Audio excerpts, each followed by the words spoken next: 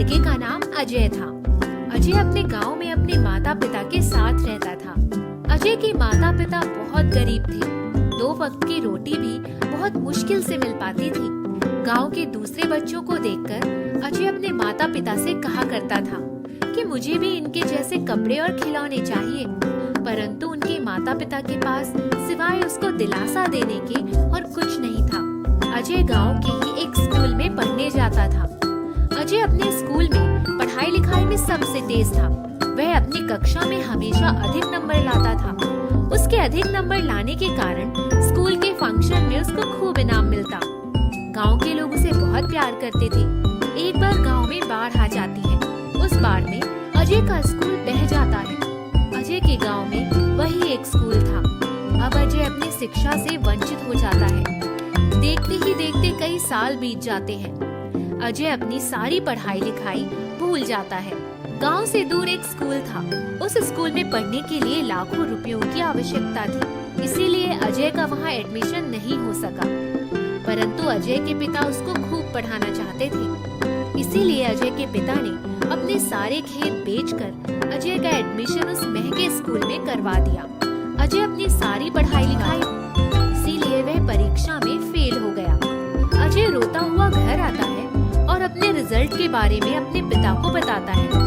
पिताजी, मैं फेल हो गया। कोई बात नहीं बेटा, फेल पास लगा रहता है, अगली बार पास हो जाना।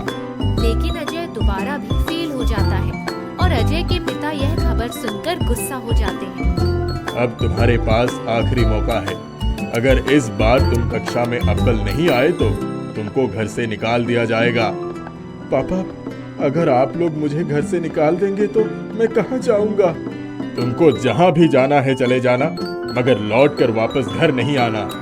अजय के दोबारा फेल होने की खबर पूरे गांव में फैल जाती है और गांव के बूढ़े बच्चे सभी अजय का खूब मजाक उड़ाते हैं, खूब ताना देते हैं। वे अजय को फेलियर कहकर चिढ़ाते हैं। अजय का इन बातों से बहुत दिल दुखता है और वह रोता हुआ वहाँ से चला जाता है। अजय इस बार खूब मेहनत करता है और खूब मन लगाकर पढ़ाई करता है, मगर वह तीसरी बार भी फेल हो जाता है। अजय ने सोचा कि अगर वह घर जाएगा तो सारे लोग उसका मजाक उड़ाएंगे और उसको घर पर बहुत मार पड़ेगी। मारने पीटने के बाद उसको घर से निकाल दिया जाएगा। यह सब सोचकर अजय घर नहीं जाता, बल्कि कहीं और चला जाता है। अजय के घर वाले बहुत परेशान होते हैं। उन्होंने स्कूल जाकर देखा तो स्कूल में अजय नहीं मिला। फिर अजय के पिता और गांव वालों ने अजय को पूरे गांव में ढूंढा, फिर मगर मिला। शायद अजय इस बार भी फेल हो गया है, इसीलिए भाग गया। जब वो नहीं पढ़ पा रहा था तो उसको खेती बाड़ी कराना चाहिए था। हाँ, शायद आप लोग ठीक कहते हो। अजय गांव से बहुत दूर जा चुका था। अजय को खुद भी नहीं मालूम था कि वह कहाँ जा रहा है। चलते चलते उसको एक झोपड़ी दिखी। अजय उस झोपड़ी के करीब गया और दरवाजा खटखटाया। अंदर से एक अजीबोगरीब व्यक्ति निकला और अजय को घर के अंदर बुलाया। अजय ने उस व्यक्ति को सारी बातें बताई। उस व्यक्ति ने अजय को कुछ बिस्किट दिए और बिस्किट खाकर वह सो गया। जब वह सुबह उस व्यक्ति के घर से जाने लगा तो उसने अजय को एक जादुई किताब दी और कहा, यह किताब तुम्हारी मदद करेगी। अजय ने किताब लिया और उस व्यक्ति को धन्यवाद देकर चला गया। अजय ने सोचा अब मैं घर लौटकर कभी नहीं जाऊंगा, मगर वह अपने गांव वालों को कुछ बनकर दिखाना चाहता था, इसीलिए वह चलते चलते शहर आ गया। अजय को शहर में एक स्कूल दिखाई पड़ा। अजय स्कूल के अंदर गया और वहाँ के टीचर से कहा, मुझे इस स्कूल में एडमिशन चाहिए। अपना रिजल्ट दिखाओ। अजय रिजल्ट दिखाता है। रिजल्ट देखकर वहाँ के टीचर ने अजय से कहा, तुम्हारा रिजल्ट तो बहुत खराब है, तुमको यहाँ कैसे एडमिशन दिया जाए? सर, मैं खूब मन लगाकर पढ़ूंगा। आप एक बार मुझे एडमिशन दे दीजिए। अजय की यह बात सुनकर टीचर ने कहा, ठीक है, कल हम तुम्हारा टेस्ट लेंगे। अगर तुमने टेस्ट पास कर लिया तो तुमको एडमिशन दे दिया जाएगा, वरना तुमको यहाँ एडमिशन नहीं मिल सकता। फिर अजय वहाँ से चला गया और फुटपाथ पर जाकर बैठ गया। वह सोचने लगा कि मुझे बहुत अधिक पढ़ना लिखना तो नहीं आता, आखिर मैं टेस्ट कैसे पास करूँगा। फिर उसने सोचा क्यों ना कुछ पढ़ ही लिया जाए। उसने अपने बैग में हाथ डाला, किताब निकाली। उसके हाथ में वही किताब आई जो उस व्यक्ति ने उसको दिया था। अजय ने वह किताब खोली तो उस किताब से एक आवाज आई, अजय मैं तुम्हारे बारे में सब जानती हूँ। यह देखकर अजय हैरान रह गया कि किताब से आवाज कैसे आ रही है। अजय ने किताब से पूछा, तुम कौन हो? मैं एक जादुई किताब हूँ। तुम मुझे कैसे जानती हो? जिसने तुमको ये किताब दिया है वो मेरे मालिक है और मेरे मालिक ने मुझे तुम्हारे बारे में सब कुछ बता दिया है। तुम मेरे लिए क्या कर सकती हो? मुझसे तुम जो सवाल पूछोगे मैं उसका उत्तर तुम्हें बता दूंगी। ए जादुई किताब, मुझे बताओ कि कल टेस्ट में क्या क्या पूछा जाएगा? किताब ने अजय को वो सब बता दिया जो टेस्ट में अजय से पूछा जाने वाला था। तो अजय रात भर वही याद करता रहा। बहुत मेहनत और परिश्रम के बाद अजय ने वो सब याद कर लिया और टेस्ट देकर पास हो गया। इस तरह अजय को उस स्कूल में एडमिशन मिल गया।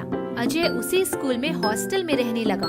जब भी उसकी परीक्षा आती वह जादुई किताब से सारे प्रश्न के उत्तर पूछ लेता और जादुई किताब उसे सारे उत्तर बता देती। अजय उन सारे उत्तरों को बहुत ध्यान से पढ़ता और कई दिनों के परिश्रम के बाद वह सब कुछ याद कर लेता। इस तरह वह परीक्षा में सारे प्रश्नों का उत्तर देकर अव्वल नंबर से पास हो जाता और उसे क्लास में अव्वल आने के कारण बहुत सारे इनाम भी मिलते। धीरे धीरे पास होते होते वह लॉ कॉलेज में पहुंच गया। लॉ कॉलेज में भी अव्वल नंबर से पास होकर वह बड़ा जज बन जाता है। अजय के जज बनने के बाद उसी के गांव की कचहरी में हो जाती है और सरकार की तरफ से उसे बड़ा सा बंगला मिलता है। उधर गांव में अजय के पिता को खून के झूठे इल्जाम में जेल हो चुकी होती है और एक दिन अजय के पिता की कचहरी में पेशी होती है। उस दिन अजय का कोर्ट में पहला दिन रहता है। अजय के पिता को बुलाया जाता है। अजय अपने पिता को देखकर पहचान लेता है और उसकी आंखों से आंसू आ जाते हैं। लेकिन अजय का पिता अजय को नहीं पहचान पाता। मुकदमा शुरू होता है और अजय के पिता के खिलाफ एक भी सबूत नहीं मिलता। इसीलिए अजय अपने पिता को बाइज्जत बरी कर देता है। एक दिन के बाद अजय जज के कपड़ों में अपने घर जाता है। अजय के पिता और सारे गांव वाले उसको देखकर खड़े हो जाते हैं, परंतु कोई भी अजय को पहचान नहीं पाता। जज साहब, आप यहाँ क्यों आ गए? मुझे बुलवा लेते। आप लोगों ने मुझे नहीं पहचाना? अजय के पिता और गांव वाले कहते हैं, नहीं, आप कौन हैं? फिर अजय सबको अपनी कहानी सुनाता है। अजय की कहानी सुनकर सब हैरान हो जाते हैं और पिता रोते हुए अपने बेटे अजय को गले लगा लेता है। अजय अपने परिवार के साथ अपने बंगले में जाकर खुशी खुशी रहने लगता है।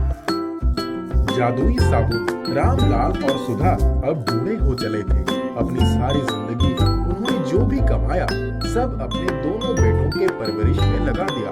अब उनके बुढ़ापे का सहारा उनके दो बेटे ही थे, लेकिन दोनों बेटे अपनी जिंदगी अपने तरीके से जीना चाहते थे। क्या माँ, रोज ये सूखी रोटी बना देती हो? मुझे नहीं खाना है। सूखी रोटी मेरे गले में फंस जाती है। बेटा, अब मेरे शरीर में इतनी ताकत नहीं रही। अब मुझसे काम नहीं होता। मैंने अपनी जिंदगी में जो भी कमाया है वो तुम दोनों के परवरिश में लगा दिया है। दो जवान बेटे घर पर हैं, फिर भी बाप को काम करना पड़ रहा है। अरे कुछ तो शर्म करो, तुम लोग कुछ काम तो कर लो। अब हमसे खेती तो होने से रही, हम शहर जाकर कुछ नौकरी कर लेंगे। हाँ, वैसे भी आप दोनों के पास हमें देने के लिए कुछ है नहीं। तुम दोनों यहाँ से चले जाओगे तो मुझे और तुम्हारी माँ को कौन संभालेगा? वो सब आप लोग देख लीजिए। अगले दिन रोहित और राज घर से बचा हुआ सारा पैसा लेकर शहर चले जाते हैं। रामलाल और सुधा घर में अकेले रह जाते हैं। उनके पास सिर्फ एक टाइम का खाना होता है। सुनिए, घर में बस एक टाइम का चावल बचा है। आप जंगल से जाकर कुछ लकड़ियाँ ला दीजिए, हम लोग नमक और चावल खा लेंगे। हे भगवान, बुढ़ापे में क्या दिन देखने पड़ रहे हैं। रामलाल जंगल जाकर अपने कांपते हाथों से लकड़ियां काटने लगता है, लेकिन शरीर में ताकत नहीं होने की वजह से उसे लकड़ी काटने में बहुत मुश्किल हो रही थी। तभी रामलाल को किसी जानवर के बच्चे की चिल्लाने का आवाज आई। अरे, यह किसी जानवर के बच्चे की आवाज लगती है। ऐसा मालूम होता है वो किसी तकलीफ में है। मुझे उसकी मदद करना चाहिए। रामलाल इधर उधर घूमकर उस आवाज का पीछा करने लगता है। तभी थोड़ी दूर पर उसे एक लोमड़ी का बच्चा गड्ढे में गिरा हुआ मिलता है। वो बच्चा गड्ढे से बाहर आने की कोशिश कर रहा था, लेकिन निकल नहीं पा रहा था। रामलाल उस बच्चे को उस गड्ढे से निकालने में मदद करता है। तभी उसकी माँ वहाँ आ जाती है। आपका बहुत बहुत धन्यवाद। ये मेरा बच्चा है। ये खेलते वक्त इस गड्ढे में गिर गया था। आपने इसकी जान बचाई है। मैं आपका आभार कैसे व्यक्त करूं? अब वो सब तो ठीक है, लेकिन तुम बोल कैसे रही हो?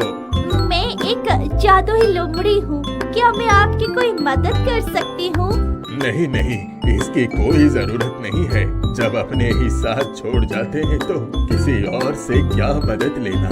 मैं आपको एक जादुई साबुन दे रही हूँ। शायद ये आपके कुछ काम आ जाए।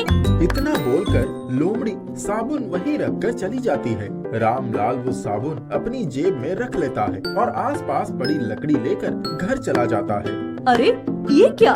आपके कपड़े में मिट्टी कैसे लग गई? एक लोमड़ी के बच्चे को बचाने में गंदे हो गए। हमारे पास खाने के तो पैसे है नहीं। अब आपके कपड़े कैसे धो? ये लो साबुन, इससे धो देना। ये साबुन तो बहुत बड़ा है। मैं इसके 4 टुकड़े कर देती हूँ, बाद में काम आएगा। सुधा साबुन का 4 टुकड़े करके एक टुकड़े से रामलाल के कपड़े साफ कर देती है। और अगले दिन जैसे ही वो उस साबुन को देखती है, वो बोलती है, अरे ये देखिए, मैंने कल इस साबुन के 4 टुकड़े करे थे, लेकिन अब तो ये फिर से उतना ही बढ़ गया। अरे ये साबुन मुझे जादुई लोमड़ी ने दिया था। लगता है ये कोई जादुई साबुन है। क्यों ना हम इस जादुई साबुन का व्यापार कर लें? इससे हमारी कमाई भी हो जाएगी और हमारा बुढ़ापा भी कट जाएगा। रामलाल और सुधा जादुई साबुन के टुकड़े कर उसे बेचने लगते हैं। उनकी अच्छी कमाई होने लगती है। यह बात राज और रोहित को पता चलती है। ये सुनकर दोनों गांव वापस आ जाते हैं। हमें माफ कर दीजिए, हमसे बहुत बड़ी गलती हो गई। हम अब यहीं रहकर आप दोनों की सेवा करेंगे और काम में हाथ बटाएंगे। अरे मेरा सब कुछ तुम लोगों का ही तो है। रोहित और राज को जादुई साबुन के बारे में पता चल जाता है। दोनों के मन में लालच आ जाता है। क्यों ना हम ये सारे जादुई साबुन चोरी कर लें और शहर जाकर बेचें तो हमें कितना मुनाफा होगा। हाँ, आज रात ही हम लोग यहाँ से साबुन लेकर शहर चले जाएंगे। दोनों रात में सारा सामान चोरी करके भाग जाते हैं। सुबह जब रामलाल और सुधा उठते हैं और सारा सामान समेत राज और रोहित को गायब देखते हैं तो उन्हें अपनी हालत पर रोना आ जाता है। इधर रोहित और राज शहर पहुंचते ही उनका सारा साबुन और सामान गायब हो जाता है।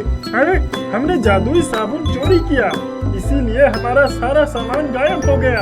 हमें गांव जाकर माफी मांगनी चाहिए।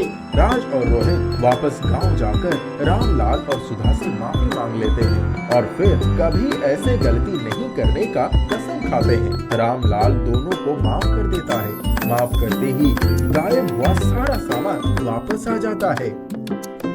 मंगलू की प्यास। बात बहुत पुरानी है। मंगलू नाम का एक राहगीर जंगली रास्ता से गुजर रहा था। चलते चलते थक गया था। प्यास के मारे उसका गला सूख रहा था। उसे दूर दूर तक कहीं भी पानी ना दिखाई दे रहा था। मंगलू एक पेड़ के नीचे बैठ गया। तभी उसे कलकल की आवाज सुनाई दी। वो उस आवाज को सुनता हुआ उसके साथ साथ आगे बढ़ने लगा।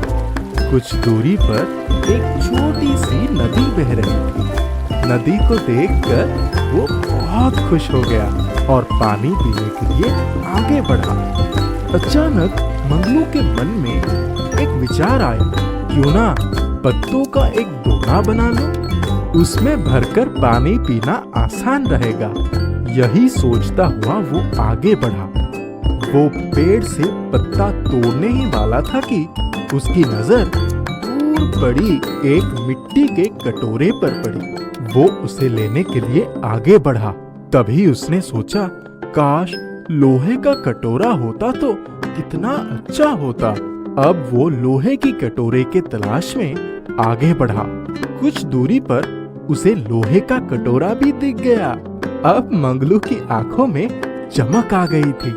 तब मंगलू के मन में ख्याल आया, अरे ये जंगल तो बहुत अच्छा है, यहाँ जो कुछ भी चाहो वही मिल जाता है। चलो थोड़ी दूर और चला जाए, शायद पीतल का कटोरा भी मिल जाए। पीतल कट नहीं था, प्यास के कारण उसकी दम निकला जा रहा था। वो नदी की बिल्कुल समीप आ गया था। उसने हिम्मत जुटाई, खड़े होने की कोशिश की, लेकिन खड़ा नहीं हो पाया और गिरकर बेहोश हो गया। कल कल बहती नदी हंसी और बोली, अभाग्य मनुष्य, तू बेकार ही भटकता रहा। पानी पीने के लिए तो तेरे दोनों हाथ ही काफी थे।